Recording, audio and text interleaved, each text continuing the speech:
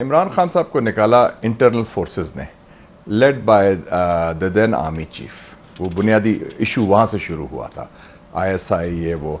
जब उनका जो अलायंस था पाकिस्तान की मिलिट्री इस्टेब्लिशमेंट से ब्रेक हुआ तो वो बुनियाद बनी उनके जाने की, जिसे मैं कहता हूँ सॉफ्ट कू। जैसे मियाँ साहब को भी निकाला गया था सॉफ्ट कू के जरिए 2017 में, उसमें जुडिशरी इस्तेमाल हुई थी। तो ये दोनों के कॉमन है कि both went through soft coup and through the same person. And through the same person, हाँ बिल्कुल। बल्कि मैं तो कहता हूं कि जितने भी मिलिट्री हुक्मरान आए, मैं तो जनरल बाजवा को 5th मिलिट्री रूलर काउंट करता हूं, क्योंकि 6 साल रहे। उस दौरान उन्होंने 5 वज़ीर आज़म को देखा आते जाते। ये तो रिकॉर्ड है, यह रिकॉर्ड है। 5 वज़ीर आज़म को देखा और पाकिस्तान की फौज के साथ क्या ज्यादतियां की, वो एक और दिन की कहानी है। फिर कंफ्यूज क्यों है इमरान खान साहब? कभी वो एक स्टेटमेंट देते हैं, कभी दूसरी देते हैं, कभी हुसैन हक्कानी को ले आते हैं, कभी मतलब मेरे ख्याल में ये हुआ कि इशू अमेरिका से था, वो यूक्रेन था। 24 फरवरी को जब वो लैंड किया मॉस्को में प्राइम मिनिस्टर इमरान खान, तो उनकी मीटिंग पुतिन से दोपहर को 3 बजे थी। सुबह उनको फोन आ गया वाशिंगटन से, मेरा जेक सलेवन था शायद, नेशनल सिक्योरिटी एडवाइजर, कि उन्होंने कहा कि आप एहतजाजन, क्योंकि आपको पता नहीं कि इन्होंने हमला करना था, अटैक करना था यूक्रेन पर, तो आप एहतजाजन वापस चले जाए और दौरा मनसूख कर दें। तो वो उन्होंने मनसूख नहीं किया और वो वहां रहे। तो वो थोड़ी सी आप कह लें नाराजगी थी, और जो डोनाल्ड लू ने वो नाराजगी का इजहार भी किया एक निजी महफिल में पाकिस्तान सफीर के साथ, जो इस वक्त फॉरेन सेक्रेटरी हैं, तो वो टाई इन कर गया जो इंटरनली पाकिस्तान की सूरत हाल में पहले ही डेवलप हो चुकी थी। तो बुनियादी वजह, बुनियादी कैटलिस्ट, बुनियादी चीज़ जो थी, जो जिसके जरिए उनकी रुखसती हुई, वो दाखिली था, बैरूनी नहीं था। हाँ, अमेरिका की कोशिश रहती है कभी कभी वो कू वगैरह के लिए। मेरे ख्याल में एक दफ़ा उन्होंने अयूब खान को निकालने की कोशिश की 1965 में चाइना की दोस्ती की वजह से, और एक दफ़ा वो मेरे ख्याल में 1992 में, अब लिखा भी है बेगम आबदा हुसैन ने अपनी किताब में पावर फेलियर में, कि जब जनरल आसिफ नवाज जंजुआ गए तो 1992 में अमेरिका, तो उन्होंने कहा कि अगर आप न्यूक्लियर प्रोग्राम रोल बैक करते हैं तो बेशक मिलिट्री टेक ओवर कर लें। ये डिक चेनी जो डिफेंस सेक्रेटरी था, उन्होंने कहा ऑन द रिकॉर्ड। और मेरे ख्याल में कुछ कोशिशें भी की गई और उसमें एक आगाज़ था, लेकिन बुनियादी तौर पर जो तब्दीली आती है जितनी भी, वो उसमें इंटरनल कॉजेज़ हुए हैं पाकिस्तान में। तो एक महज डॉक्यूमेंटेड अटैम्प्ट शायद हुई है कू डेटा की अमेरिका की तरफ से अयूब खान साहब के खिलाफ। उसमें जनरल आजम को कहा गया कि आप लीड करें कोई ऑफिसर्स को अयूब को ओवरथ्रो करने के लिए, उसने इनकार कर दिया था। बल्कि उसने बता भी दिया अयूब खान साहब को कि ये अटेम्प्ट है, लेकिन हाँ वो चाहते हैं, ख्वाहिश है, लेकिन वो पूरी नहीं हुई। और that Imran Khan wasn't really popular with the Americans and with the westerners. लेकिन मेरे ख्याल में अमेरिका का इशू नहीं था। इमरान खान साहब was very popular with the Trump administration. He was not popular with the Biden administration. So ये वाज़े कर दें कि वो ट्रंप एडमिनिस्ट्रेशन में तो बड़ा पॉपुलर था। उन्होंने कहा he's a fantastic guy, he's so popular, my wife wants to have a photograph with him. Kitchen भी दिखाया। उन्होंने कहा कि my wife Melania is a fan of yours, वो फोटो खिंचाना चाहती है आपके साथ। वो तो उसको he treated him like royalty। तो वो भी अमेरिकन प्रेसिडेंट था। So I think it was more an issue with Biden administration, not with the Trump administration. और अब भी देखो 2 लॉबियस्ट हैं उनके उधर पूरा।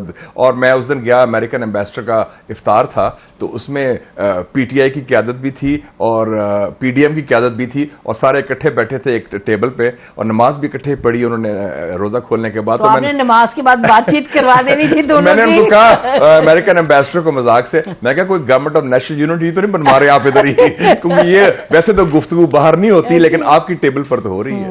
अच्छा, वेरी इंटरेस्टिंग। सो तो फिर लेकिन confusion doesn't help Imran Khan साहब। कभी वो एक बात कहते हैं, कभी वो एक तवातर के साथ कंफ्यूज है इस मामले पे, अनफॉर्चुनेट। मेरे ख्याल में उसमें कुछ उन्होंने और भी कंफ्यूजन की है। मेरे ख्याल में कौमी असेंबली से इस्तीफा एक हिमाकत थी। इतना बड़ा प्लेटफॉर्म आपने छोड़ा। आप सारी सियासत इसलिए करते हैं कि आप असेंबली में आए और असेंबली के जरिए पावर में आए, वो उन्होंने छोड़ दिया। फिर आपको 70% ऑफ पाकिस्तान पर मुकम्मल कंट्रोल था, पंजाब का सूबा, खैबर पख्तूनख्वा, वो आपने सिल्वर प्लेटर पर, तश्तरी पर उन्होंने उनको अपने मुखालफिन को हैंड ओवर किया। तो ये मुझे समझ नहीं आई इसकी मंतक। अच्छा, और आपने ये सुना कि वो उन्होंने 2-3 मरतबा कहा कि मैंने मीटिंग की तमाम टॉप लॉयर से, उन्होंने कहा कि बिल्कुल इलेक्शन होंगे, ये भी तो एक नई याद बात रखें, है। ये बहुत बड़ी हिमाकत होती है।